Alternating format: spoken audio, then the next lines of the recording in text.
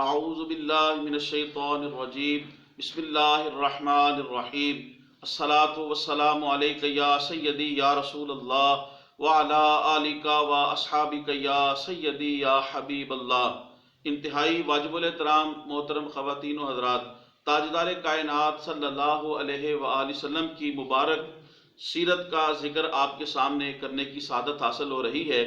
واجب الاحترام خواتین و حضرات، آقا کریم علیہ السلام جب مکہ المکرمہ سے ہجرت فرما کے مدینہ المنورہ تشریف لے گئے تو کفاران مکہ نے آپ کو ڈھونڈنے کی بہت کوشش کی۔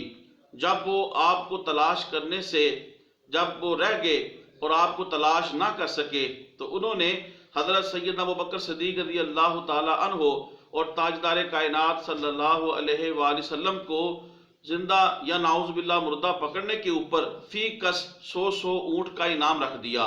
بہت سارے لوگ ان اونٹ کے انعامات کی لالچ کے اندر نکلے، لیکن وہ آقا کریم علیہ السلام کو نہ پکڑ سکے۔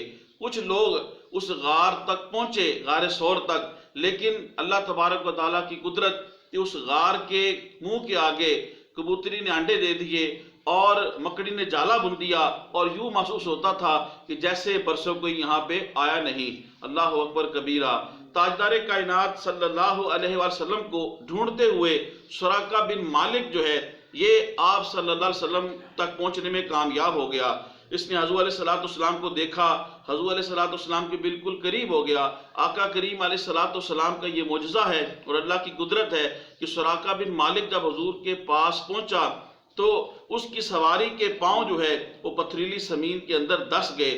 چنانچہ اس نے سمجھ لیا کہ اب ایک ہی رستہ ہے کہ میں حضور علیہ السلام سے معافی کا خواستگار ہوں۔ چنانچہ اس نے رسول پاک صلی اللہ علیہ وسلم سے معافی طلب کی اور مستقبل کے لیے امن کا جو ہے وہ پروانہ لکھنے کی بھی گزارش کی۔ چنانچہ آقا کریم علیہ السلام نے سراقہ بن مالک کو معاف فرمایا اور حضرت سیدنا ابوبکر صدیق رضی اللہ تعالی عنہ کو ان کے لیے معافی نامہ اور امن نامہ جو ہے وہ لکھنے کا حکم دیا۔ حضرت ابوبکر رضی اللہ تعالی عنہ نے ان کے لیے امن کا پروانہ بھی لکھ دیا۔ پھر حضور علیہ السلام نے سراقہ بن مالک کو ایک بشارت بھی دی کہ سراقہ کسرا کے سونے کے کنگن تمہیں پہنائے جائیں گے۔ بعض روایات کے اندر آتا ہے کہ سراقہ بن مالک اسی وقت ایمان لے آئے، لیکن ایمان کا اظہار جو ہے فتح مکہ کے موقع پر کیا، اور بعض نے کہا کہ فتح مکہ کے اوپر ایمان لائے۔ پھر تاریخ نے دیکھا کہ سراقہ بن مالک کو کسرا کے سونے کے کنگن پہنائے گئے۔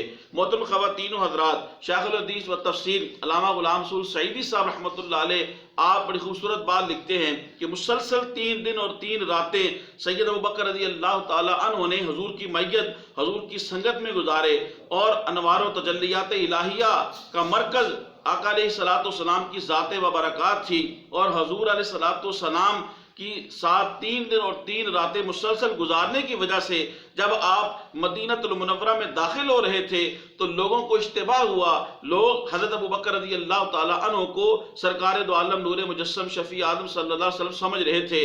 جب حضرت ابوبکر نے یہ محسوس کیا تو آپ نے آقا کریم علیہ السلام کے سر مبارک کے اوپر چادر ڈال کر سایہ کیا تاکہ لوگوں کو پتہ چل جائے کہ میں ان کا غلام ہوں اور حضور میرے آقا ہیں۔ واجب الاحترام بقول شاعر تو من شدی من تو شدم من تن شدم تو جا شدی تا کس نہ گوید بعد ازیں من دیگرم تو دیگری۔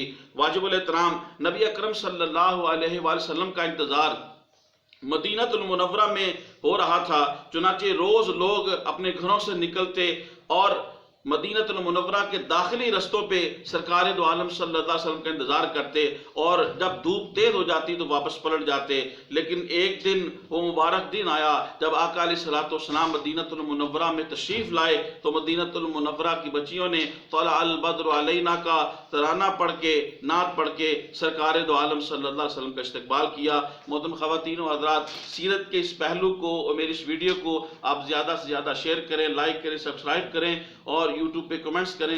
اللہ رب العزت جل وعلا آپ کو برکت عطا فرمائے، آسانیاں عطا فرمائے۔ السلام علیکم ورحمۃ اللہ وبرکاتہ۔